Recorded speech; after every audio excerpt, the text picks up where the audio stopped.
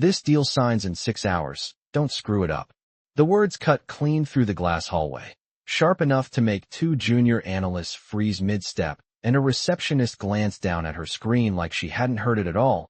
But Marcus Reed heard it clearly because he was standing right there, one hand still on the cardboard box, the other gripping the edge of a dolly that rattled softly against the polished marble floor, and for a second he didn't move, didn't speak, just stood in the cold spill of fluorescent light, while Ethan Caldwell adjusted his cufflinks like nothing had happened, like dismissing a man was as routine as checking the time, and then came the follow-up, quieter but somehow worse. You're late again. Drop it and go. Marcus blinked once, slow, his jaw tightening just enough to feel it. Then he lowered the box onto the reception counter with care, not because anyone asked him to but because that was how he did things, precise, controlled, like details still mattered even when people didn't. And as he stepped back, the wheels of the dolly squeaked, echoing too loud in the glass corridor, drawing a few quick looks before eyes snapped away again. Nobody wanting to be part of the moment, nobody wanting to stand too close to the line between power and everything else, and Marcus felt it, that invisible line, the one that kept him in a uniform with a stitched name tag, and kept Ethan in a tailored suit that probably cost more than Marcus made in a month, and still he said nothing, just nodded once like it was a normal exchange, and turned to leave, his boots soft against the floor, steady, measured, but not rushed, never rushed, because rushing meant reacting and Marcus Reed didn't react, he observed. Always had. Even now as the elevator doors slid open with a quiet chime, and he stepped inside alone, the mirrored walls catching a reflection he barely looked at, broad shoulders, tired eyes, a delivery logo across his chest, and something else underneath it all, something people didn't notice because they never looked long enough, the doors closing with a muted click before the numbers began to descend, 27, 26, 25, each floor ticking down like a metronome against the silence. And then it happened. Not dramatic, not loud, just a voice slipping through the narrow gap before the doors fully sealed on the executive floor above. We push the clause through and shift the liability. They'll never see it coming. Followed by a low chuckle, smooth, confident, practiced, the kind of confidence that came from knowing you held the upper hand. And Marcus's head tilted slightly, just enough to catch the tail end of it before the elevator sealed completely and continued downward. The words lingering in the air like something unfinished, something off, and he exhaled slowly, almost imperceptibly, his fingers tightening around the handle of the dolly as the numbers kept dropping. 18, 17, 16, the hum of the elevator steady, mechanical, indifferent, and outside the glass walls of the building the late afternoon sun stretched long shadows across the parking lot where his truck waited, engine still warm, a dent on the rear door catching the light, just right. And Marcus knew that sound, that tone, that phrase, shift the liability. He'd heard it before, read it before, studied it back when nights were spent over borrowed textbooks and secondhand laptops instead of delivery routes and time drop-offs, and something in his chest shifted, not anger, not yet, just recognition, quiet and precise, like a piece of a puzzle clicking in a place where it didn't belong. And when the elevator reached the ground floor and the door slid open, Marcus didn't step out immediately. He paused for half a breath, eyes fixed on nothing in particular, listening to the echo of that voice replay in his mind, measuring it, turning it over, because some things you could ignore and keep moving, and some things didn't let you. And as he finally stepped out into the fading light, the air cooler now, the smell of asphalt and engine oil grounding him back in the present, he already knew this wasn't just another delivery. Not anymore. The engine of the delivery truck coughed once before settling into a low, steady hum, the kind of sound that blended into the background if you let it, but Marcus Reed did not turn the key all the way yet, his hand resting there, fingers still, eyes fixed through the windshield at nothing in particular as the late afternoon sun stretched across the cracked asphalt in long fading lines, and for a moment everything felt suspended, like the world had pressed pause except for the echo of that voice still looping in his head. Shift the liability. Smooth and confident, too confident, and Marcus leaned back slowly into the worn fabric of the seat, exhaling through his nose as his gaze drifted to the passenger side, where his old laptop bag sat half unzipped, a corner of the device barely visible like it had been waiting, And he shook his head once, quiet, almost amused at himself, because none of this was his problem, not the deal, not the company, not the people upstairs who barely saw him unless something was late or out of place. And yet the thought did not leave. It pressed in, steady and persistent. The way a wrong number in a calculation kept pulling your attention back, no matter how many times you tried to ignore it. And Marcus had spent too many nights in his life learning what wrong numbers could do, how a single overlooked clause could unravel something that looked solid on the surface. And he closed his eyes briefly, just a second, picturing it. A contract structured to look balanced, but underneath, buried in language dense enough to blur the edges. Responsibility sliding quietly from one side to the other.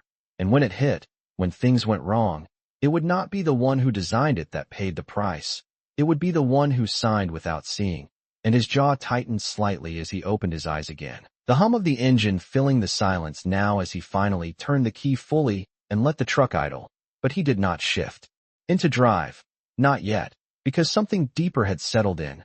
Not anger, not pride, just clarity, and clarity was dangerous because it did not let you walk away easily. And he glanced toward the building again, glass reflecting the sky like nothing inside could ever be touched. And for a second he imagined saying something, walking back in, asking for 5 minutes, explaining what he heard. But the image dissolved just as quickly as it came because he already knew how that would go. The looks, the dismissal, the same line drawn again in a different way, and his lips pressed together in a thin line before he reached across the seat and pulled the laptop bag closer, the zipper sliding open with a soft metallic sound. And the machine itself was older, edges worn, a faint sticker peeling at the corner, but when he opened it the screen came to life with a familiar glow, cool blue against the dimming light outside. And Marcus rested his hands on the keyboard without typing. Not yet, because this was the moment. The one where you decided whether something mattered enough to act on even when no one asked you to, even when no one would thank you for it. And his fingers hovered for half a second longer before they began to move, slow at first, deliberate, pulling up files he had not touched in months, maybe longer, fragments of old models, risk structures, systems he had built back when the goal had been something else entirely. And as the first lines of code appeared on the screen, reflected faintly in his eyes, the noise of the outside world faded into the background, replaced by the quiet rhythm of thought and memory aligning into something sharper, something focused. And the sun dipped lower beyond the lot, shadows stretching further as the building behind him carried on without him, unaware. And Marcus Reed sat alone in the driver's seat, typing, not for recognition, not for revenge, but because once you saw a flaw clearly, truly clearly, you could not pretend it was not there. And the night was just beginning. The glow of the laptop deepened as the sky outside shifted from pale gold to a muted blue, the kind that settled quietly over parking lots and empty streets. And Marcus Reed barely noticed the change because his focus had narrowed to the rhythm of the screen. Lines forming, structures rebuilding themselves from memory and instinct, each keystroke deliberate, each pause measured. And the hum of the truck engine had long since faded into the background, replaced by something steadier, something internal, the quiet pulse of concentration that blocked out everything else. And for a while there was only that, the screen, the code, the faint reflection of his own face staring back at him, eyes sharper now, more awake than they had been all day. And then he stopped, just for a second, his fingers hovering midair as something did not align, not in the code, but in the pattern behind it. And he leaned back slightly, exhaling as he replayed the fragments of the conversation in his mind again. Slower this time, more precise, not just the words but the tone, the confidence, the assumption that whatever they had built into that deal would go unnoticed. And that was the part that did not sit right, because people who relied on one flaw usually made sure everything else held firm.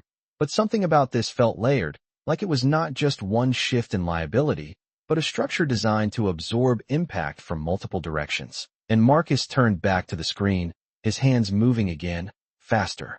Now, pulling up additional models, reconstructing possibilities, mapping out scenarios that extended beyond the obvious. And as the system began to take shape, he saw it, not all at once, but piece by piece, like a shadow coming into focus. The external clause was only the surface. Beneath it sat internal vulnerabilities, outdated safeguards, blind spots in the company's own framework that would not just allow the damage to happen, but would amplify it once it started, and his jaw tightened slightly as he ran the numbers again, verifying, adjusting, confirming what he already suspected. And this time the result did not change. If the deal went through as planned, it would not just be a bad contract. It would trigger a chain reaction, systems failing to catch it, departments misaligned, financial exposure multiplying faster than anyone could react. And Marcus leaned back again, slower this time, one hand coming up to rest against his chin as he stared at the screen, the weight of it settling in, heavier now, because this was no longer about a single mistake. It was about a system that was not built to protect itself. And for a moment he closed his eyes, not in frustration but in thought, because there was a choice here, a real one, not just whether to act, but how far to go.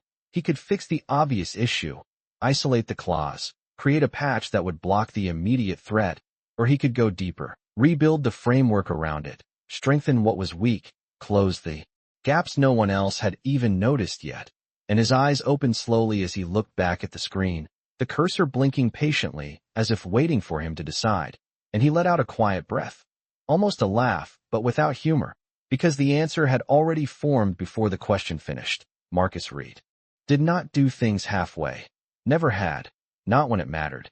And if he was going to touch this at all, he was going to do it right. And his hands returned to the keyboard with a renewed precision. Faster now. More confident. The structure expanding, evolving into something larger than the original intent.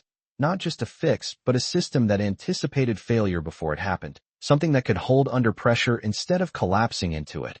And outside the truck, the parking lot lights flickered on one by one, casting a dull orange glow across the pavement, while inside the only light came from the screen, steady and cold, illuminating a man no one upstairs had thought twice about, building something they did not even know they needed yet. The night settled fully now, thick and quiet, wrapping the parking lot in a stillness broken only by the distant hum of traffic somewhere beyond the rows of darkened buildings. And inside the truck the air had cooled just enough for Marcus Reed to notice the faint stiffness in his shoulders, the kind that came from hours without moving. But he did not shift, did not stretch, because he was close. Close enough to feel it in the way his thoughts aligned faster than his fingers could keep up. The system on his screen no longer scattered fragments, but something cohesive, something intentional, and he leaned in slightly, eyes narrowing as he ran another simulation, watching the cascade of outcomes unfold in precise sequences, one after another. And this time when the failure point came, it did not collapse everything around it. It redirected, contained, absorbed, and Marcus exhaled slowly. A quiet release he had not realized he was holding, his hand lifting just briefly from the keyboard, before returning again, refining, tightening, eliminating small inefficiencies that only he would notice, because that was how he worked, not for approval, not for recognition, but for correctness, for the quiet certainty that something would hold when it needed to. And the screen flickered faintly as another process completed, lines of output scrolling past in a steady stream, confirming what he had built was no longer just a patch. It was a safeguard, layered, adaptive, capable of catching not only the flaw he had heard, but the ones no one had yet seen.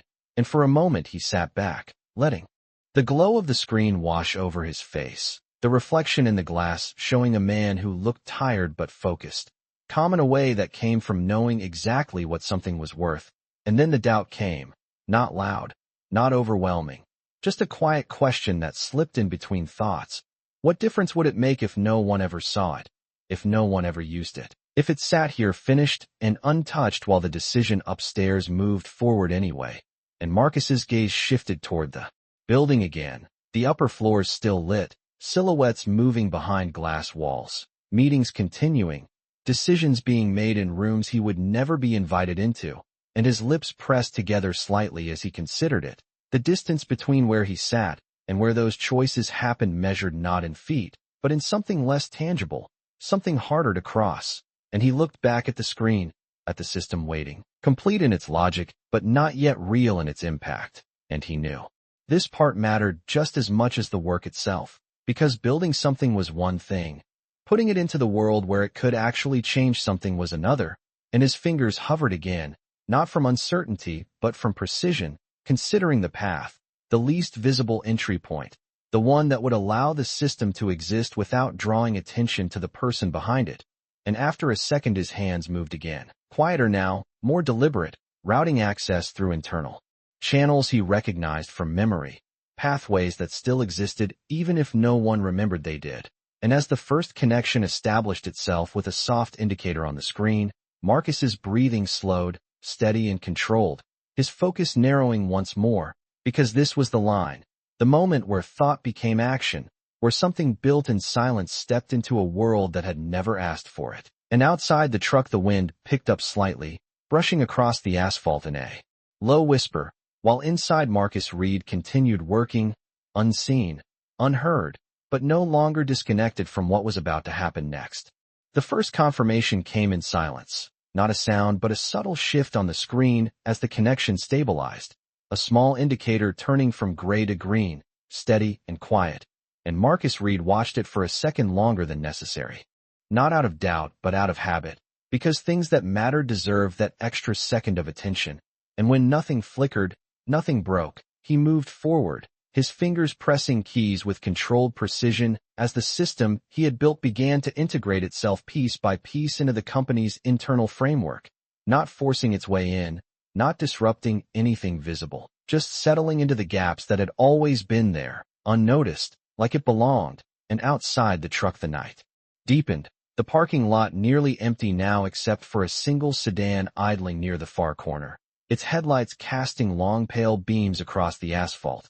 But Marcus did not look up, his world narrowed to the quiet logic unfolding in front of him, each layer of the system activating in sequence, monitoring, adjusting, preparing, and then he paused again, not because something was wrong, but because something felt complete, a rare stillness settling over the moment as he leaned back slightly, one hand resting on the edge of the laptop, eyes scanning the final structure. And for the first time since he had started, there was nothing left to fix, nothing left to refine. It held, clean and solid, and the realization did not come with excitement or relief, just a quiet certainty that sat deep and steady. And his gaze shifted once more toward the building, the upper floors still lit, the silhouettes still moving, unaware that something fundamental had just changed beneath them. And Marcus exhaled slowly, his breath visible for a brief second against the cooler air inside the truck.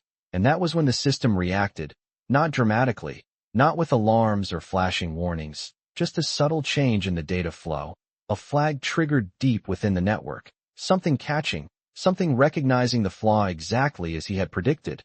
And he leaned forward again, attention sharpening instantly as he watched the sequence unfold in real time, the external contract pathway initiating, the internal vulnerability aligning with it, the exact point where everything would have slipped through unnoticed. And then his system moved, intercepting, rerouting, isolating the risk before it could expand, and Marcus's eyes followed every step, every adjustment, until the chain reaction stopped completely, contained within a structure no one else even knew existed.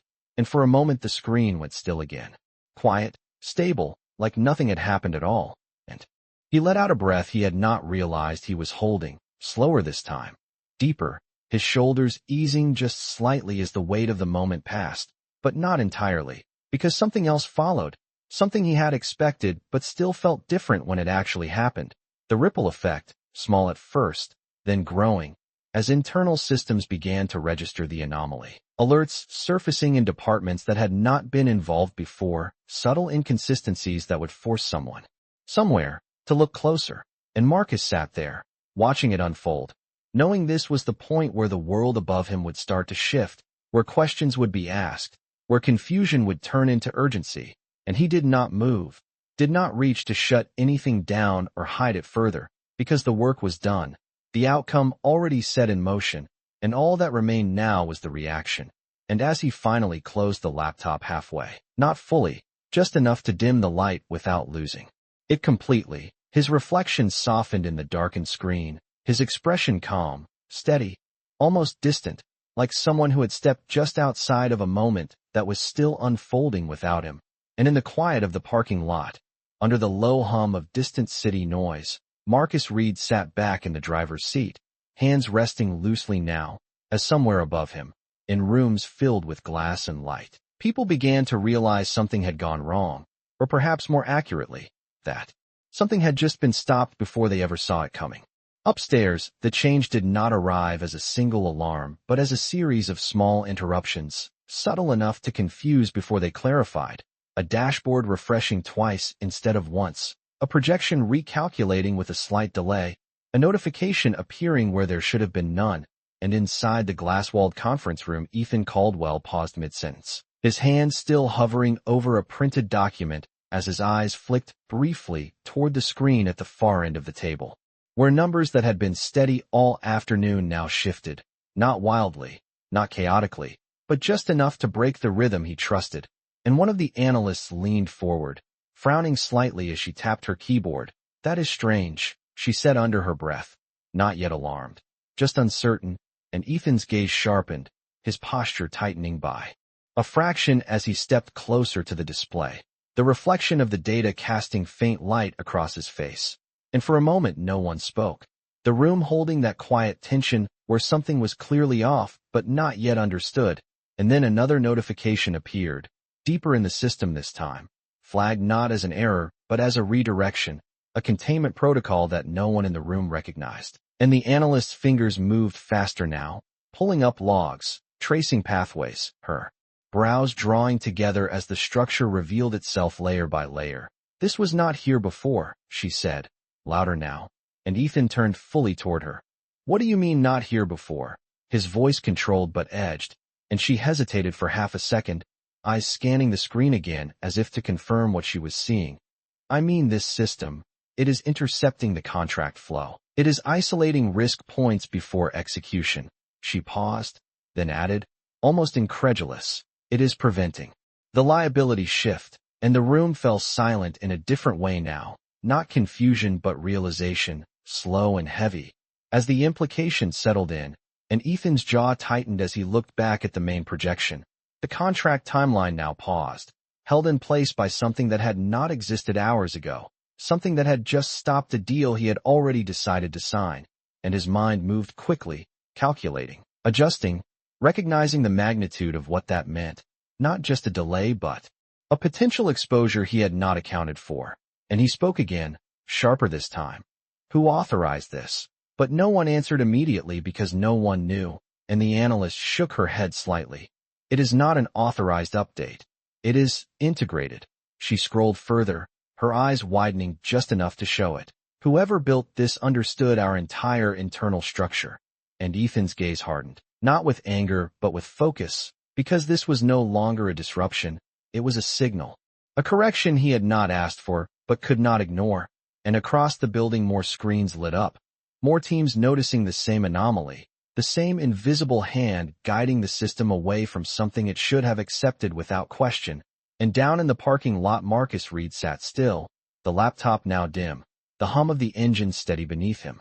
And he did not need to see what was happening above to know it had begun, because systems spoke in patterns, and once you set one in motion, the reaction followed, inevitable, precise. And he rested his hands loosely on his lap, his gaze drifting forward into the quiet dark ahead, not waiting for recognition, not expecting it, just listening to the distant rhythm of a company starting to realize that something they never saw had just changed everything. The tension in the conference room did not explode. It tightened, like something being pulled slowly to its limit without breaking, and Ethan Caldwell stood still for a moment longer than anyone expected, his eyes fixed on the screen as the system continued to hold the contract in place, not crashing it, not rejecting it, just refusing to let it pass unchecked. And that restraint was what caught his attention the most, because it was not chaos, it was control, and control meant intention, and intention meant someone had built this on purpose. And behind him one of the senior analysts spoke again, quieter now, but more certain. "It is not just blocking the clause, it is restructuring the validation process in real time." And another voice joined. "It is predicting downstream exposure." And the room shifted again, the earlier confusion now replaced with something sharper, something closer to respect mixed with unease. Because systems like this did not appear by accident, they were designed, carefully, deliberately, by someone who understood not only how things worked, but how they failed.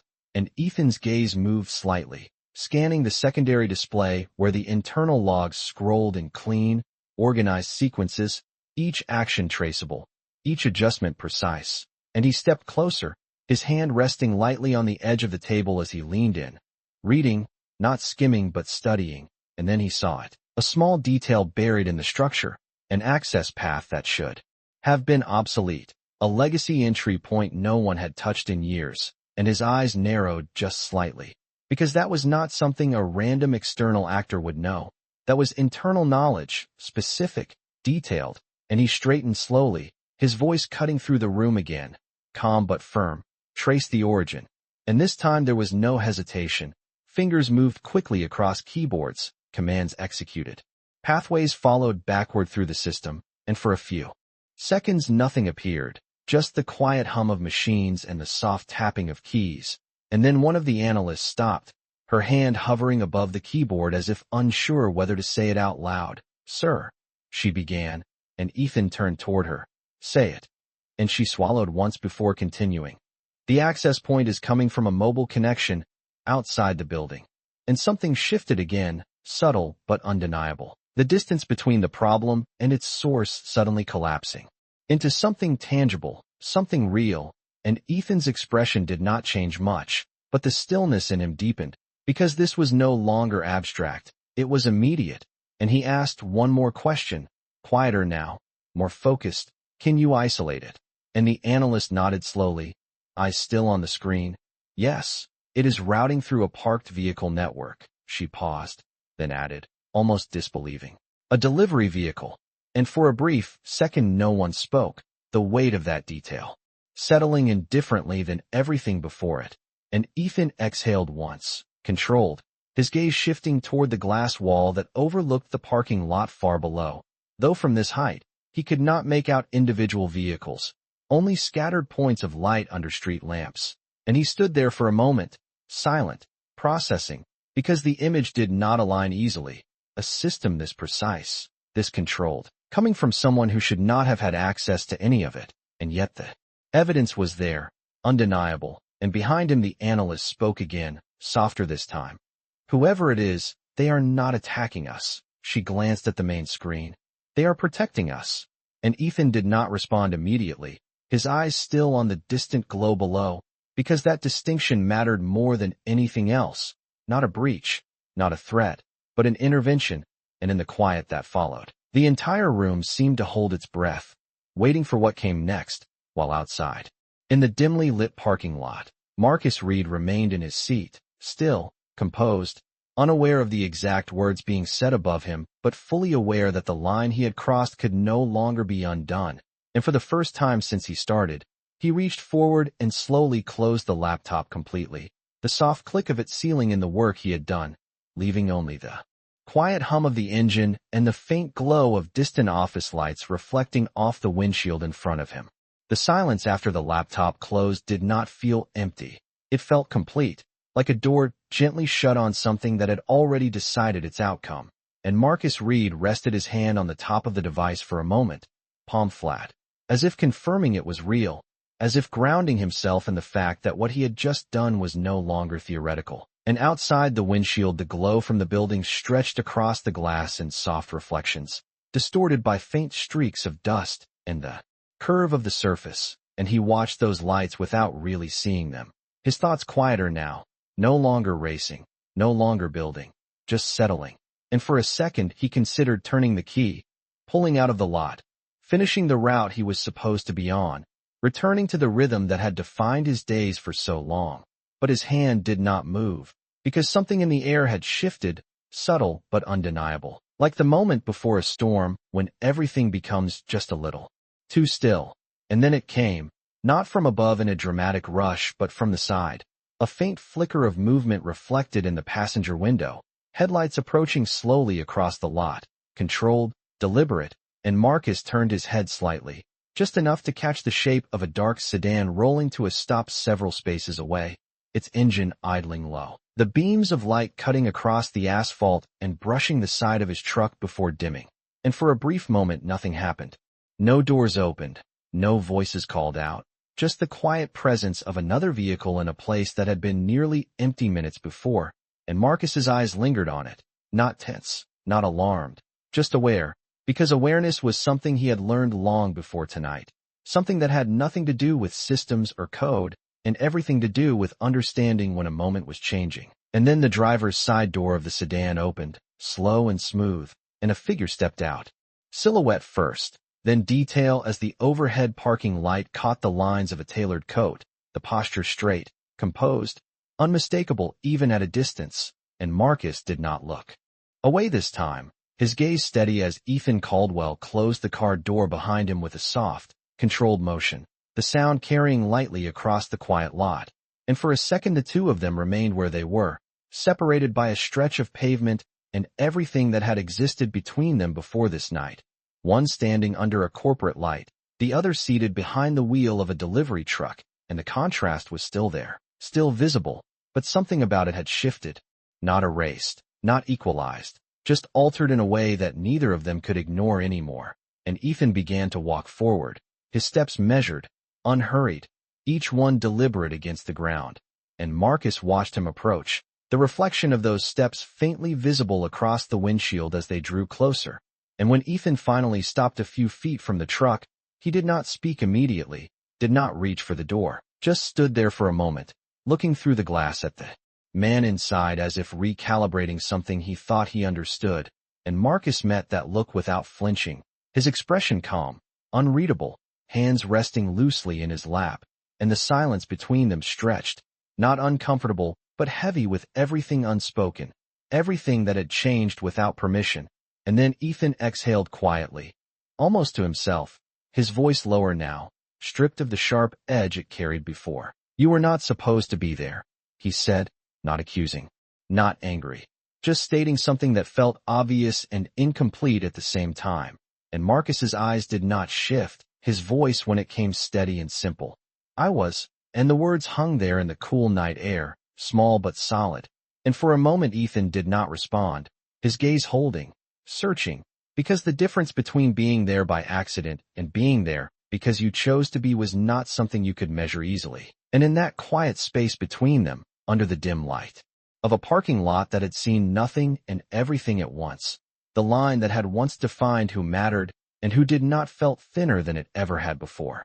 For a moment neither of them moved, the quiet stretching just enough to make every small sound stand out, the faint ticking of a cooling engine, the distant hum of a passing car somewhere beyond the lot, and Marcus Reed kept his gaze steady, not challenging, not yielding, just present, while Ethan Caldwell studied him in a way that felt different from before, not a glance, not a dismissal, but an actual look, as if he was trying to place something that did not fit into the frame he was used to. And when Ethan finally spoke again, his voice was lower, measured, stripped of the sharp authority it carried in the hallway earlier. "You accessed our system," he said, the words careful, not an accusation but not a question either, and Marcus did not answer immediately, his eyes shifting briefly past Ethan to the building behind him, the glass reflecting both of them in faint, overlapping silhouettes, one standing outside, one still seated, and then he looked back, his voice calm, even, "I corrected it," and the distinction landed quietly between them, not loud, not defensive, just precise. And Ethan's expression changed slightly, not visibly to anyone else, perhaps, but enough to register in the stillness of the moment, because that word mattered, corrected, not interfered, not disrupted, corrected, and he exhaled once, slow, his hands slipping into the pockets of his coat as he turned his head just enough to glance back at the building. The floor still lit, teams still moving, the consequences of that correction already unfolding in ways he had not yet fully seen. And when he looked back at Marcus, there was something else there now, something closer to curiosity than control. "Do you understand what you stopped?" he asked, and Marcus's answer came without hesitation. Yes, simple, direct, without elaboration, and that seemed to hold more weight than a longer explanation would have, because it was not about guessing, it was about knowing, and Ethan watched him for another second, longer this time, as if measuring the gap between what he expected and what stood in front of him, and then he stepped slightly closer to the truck, not enough to invade the space, just enough to narrow the distance, and his voice dropped again, quieter, more personal in a way that did not quite match the setting. "That deal was worth 8 figures, he said, not emphasizing it, just stating it, and Marcus's gaze did not shift. "It was going to cost more," he replied, and the words settled differently. Not dramatic, not exaggerated. Just factual. And for the first time since stepping out of the car, Ethan did not respond immediately, his eyes holding Marcus's as if trying to find something in them that confirmed or contradicted what he was hearing. And the silence that followed was not empty. It was full of recalculation, of a man used to control realizing that control had been incomplete, and he turned slightly again, looking out over the lot as if the answer might be somewhere in the distance. But there was nothing there, except parked cars and dim lights. And when he faced Marcus again, the shift was subtle but real, the edge of assumption replaced with something closer to acknowledgement, not fully formed, not yet spoken, but present, and he nodded once, almost imperceptibly, as if confirming something to himself more than to the man in front of him. And then he asked, quieter than before, "Why did you do it?" And this time Marcus did not answer right away, his eyes lowering briefly, not in hesitation but in thought. Because the question was not as simple as it sounded, not about action but about reason. And when he finally looked up again, his expression had not changed, calm, steady, grounded in something that did not need explanation. "Because it was wrong," he said, and the words landed with a different kind of weight, not tied to money, not tied to position, just to something simpler, something harder to argue with. And Ethan stood there for a moment longer, the cool night air settling around them, the distance between them still there, but no longer defined the same way. And in that quiet space, under the dim lights of a nearly empty lot, the balance between power and understanding shifted again, not dramatically, not completely, but enough that neither of them could step back into what had existed before, without feeling the difference. The night did not feel as quiet anymore, not because anything had grown louder, but because something had shifted beneath the surface. And Ethan Caldwell stood there for a moment longer, the question he had just asked still lingering between them, the answer Marcus gave settling deeper than he expected, and he looked at him differently now, not as a position, not as a role, but as a variable he had not accounted for. And that realization carried weight, subtle but undeniable, and he took a slow breath before speaking again, his tone more controlled than before, almost careful. "Do you know what happens next?" he said, not as a challenge, but as a statement that carried its own gravity, and Marcus did not look away, his voice steady. "You decide whether to ignore it or fix it." And that landed clean, direct, without hesitation, and for a brief second Ethan almost smiled, not from humor but from recognition, because that was exactly the decision in front of him, stripped of all complexity. And he turned slightly, glancing back toward the building where lights still burned across multiple floors, teams still working, unaware that the direction of the night had already changed. And when he faced Marcus again, his posture had shifted, not relaxed, not softened, but adjusted, as if recalibrating to a new understanding. "It is not that simple," he said, quieter now. "There are stakeholders, timelines, commitments." And Marcus listened without interrupting, then responded just as evenly. "There are consequences," and the word hung there, heavier than the rest, because it did not belong to any one side.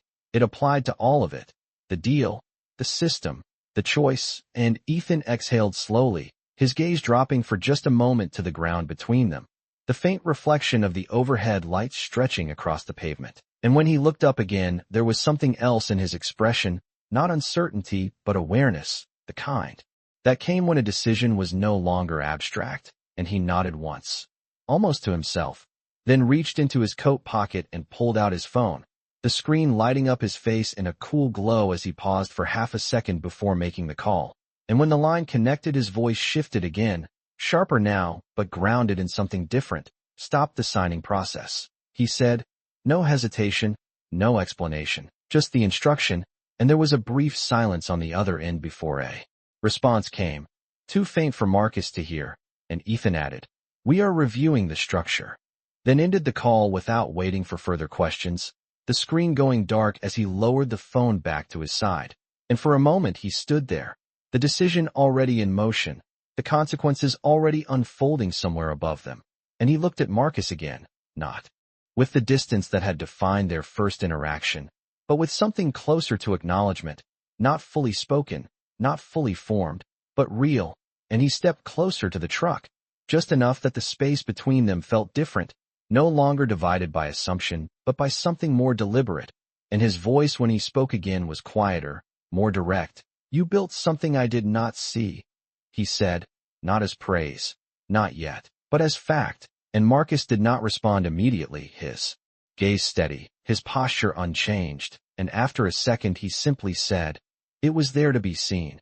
And the words carried a different kind of meaning now, not about the system, not about the code, but about everything that had led to this moment, and Ethan held that for a second, longer than expected, before giving a small nod, the kind that did not need explanation, and then he turned slightly, looking back toward the building one more time, the lights still burning, the work still continuing, but now under a different direction, one that had not existed an hour ago, and in the quiet of the parking lot, with the night air settling around them and the distant city noise humming faintly in the background, the balance of the situation had shifted again, not loudly, not dramatically, but in a way that could not be undone, because the decision had been made, and this time it had not come from the top alone. For a brief moment after the call ended, the air between them settled into something quieter, not empty but resolved in a way that did not need more words, and Marcus Reed remained still behind the wheel, his hands resting loosely, his posture unchanged, while Ethan Caldwell stood just outside the truck, the glow from the building behind him outlining his figure in sharp lines that felt less rigid than before. And neither of them rushed to fill the silence because something important had already been said without needing repetition, and Ethan shifted his weight slightly, a small movement, but enough to break the stillness, his gaze drifting once more toward the upper floors where the consequences of his decision were now unfolding in real time. Teams recalculating, calls being made, directions changing, and for the first time that night, he was not at the center of that movement, not directly. And the realization did not unsettle him as much as he expected. It clarified something instead, something about control, about what it meant and what it did not guarantee. And when he looked back at Marcus again, there was a different kind of focus in his eyes, not searching now, but recognizing. "You could have walked away," he said quietly, the words carrying more weight than volume. And Marcus did not respond immediately, his gaze lowering for just a second to the dashboard, the faint glow of the instruments steady and unchanging, before lifting again.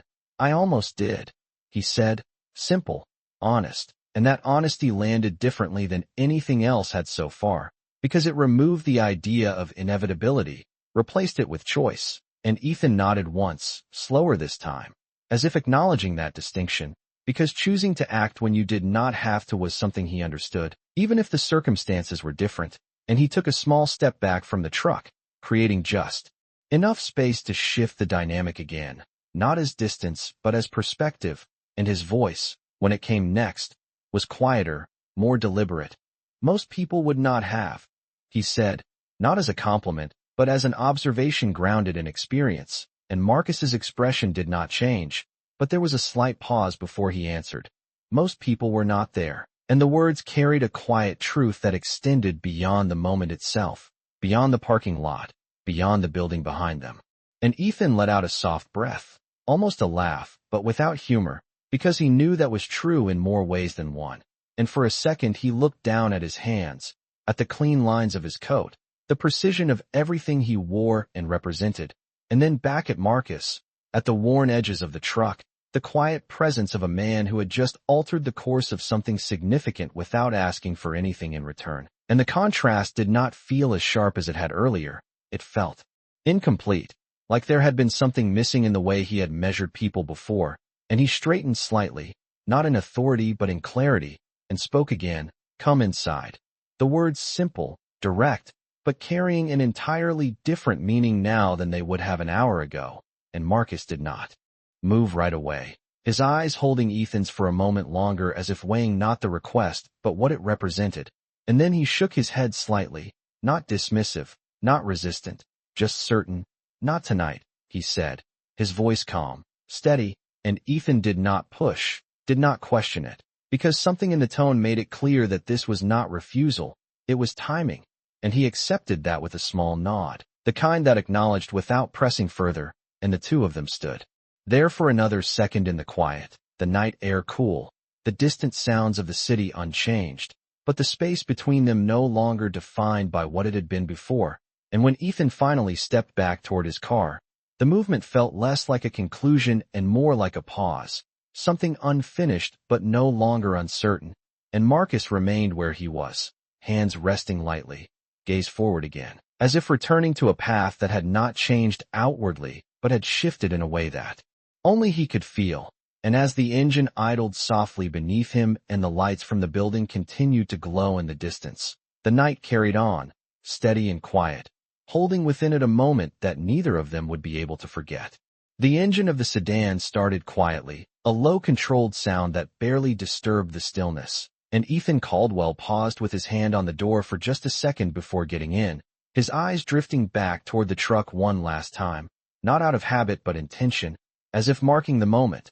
And then he slipped inside, the door closing with a soft, final click that echoed faintly across the nearly empty lot. And Marcus Reed watched it happen without turning his head fully, just enough to register the movement through the edge of his vision, his posture unchanged, his hands still resting loosely as the headlights came back on and swept across the pavement in a slow arc, illuminating the front of his truck for a brief second before shifting away. And then the sedan began to move, steady and deliberate, pulling out of the space and heading toward the exit without hesitation, without looking back again. And Marcus remained there as the lights faded into the distance, the red glow of tail lights shrinking, until they disappeared completely beyond the edge of the lot, and the quiet returned, deeper now, more settled, like something had passed through and left everything slightly altered in its wake. And for a moment Marcus did not move, did not reach for the ignition or the wheel. He just sat there, eyes forward, breathing steady, the faint hum of the engine grounding him in the present, and then slowly, almost absent-mindedly, his gaze dropped to the dashboard, the small digital clock glowing in soft green numbers, marking time that had moved forward whether anything else had or not.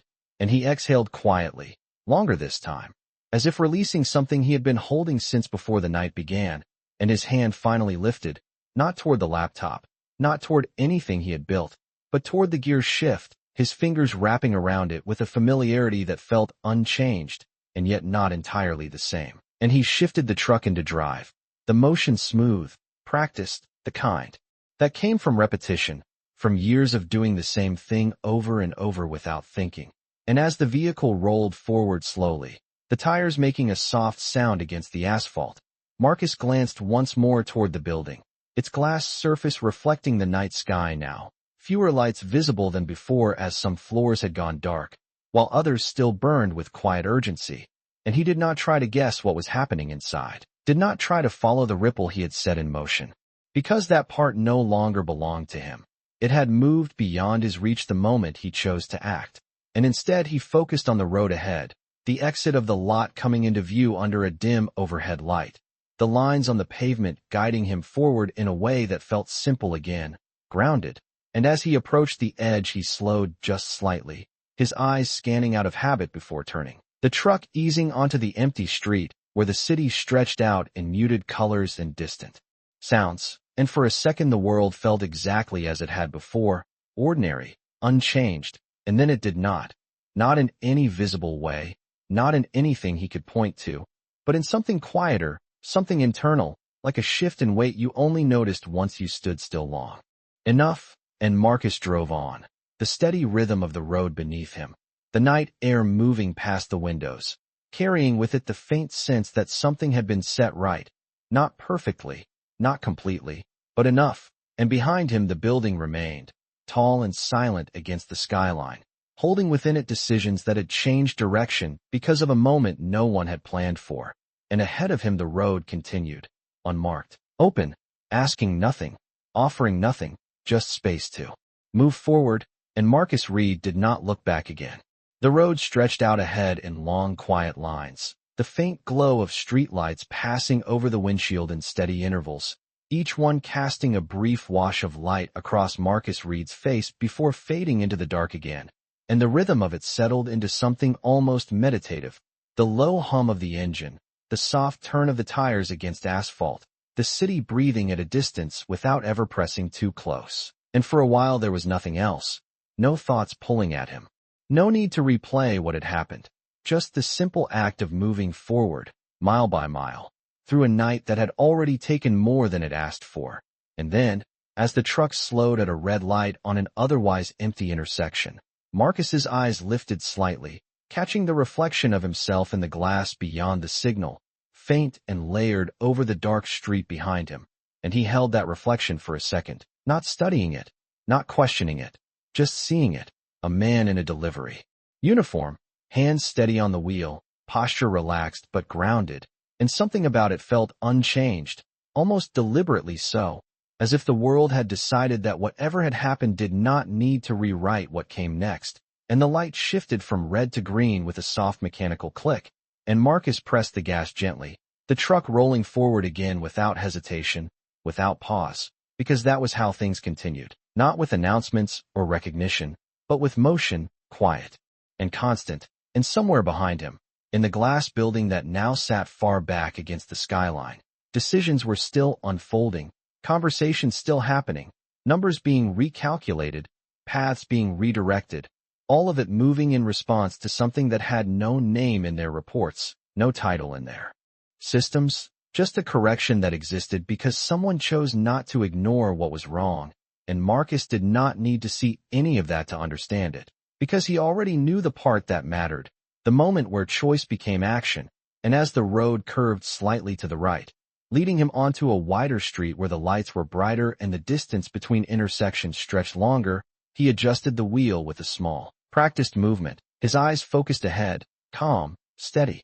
And the night air slipped through a barely open window, cool against his skin, carrying with it the faint scent of pavement and distant rain that had not yet fallen. And he breathed it in without thinking, a quiet reset that did not ask for anything more. And for a second, just a second, the memory of the parking lot flickered back, the way Ethan had stood there, the way the silence had shifted, the way something unspoken had passed between them that did not need to be defined to be real. And then it faded just as easily, not because it did not matter, but because it did not need to stay at the front of his mind to exist. And Marcus drove on, the city opening up ahead of him in soft layers of light and shadow, each block passing without resistance, without interruption. And in that steady forward motion there was something quiet and certain, something that did not announce itself but held its place all the same, because he had not changed the world, not in any way that would be written down or remembered by most. But somewhere in that building, in the space between a decision and its consequence, something had shifted because he had been there, because he had chosen to act. And that was enough, not as a statement, not as a conclusion, just as a truth that settled into the rhythm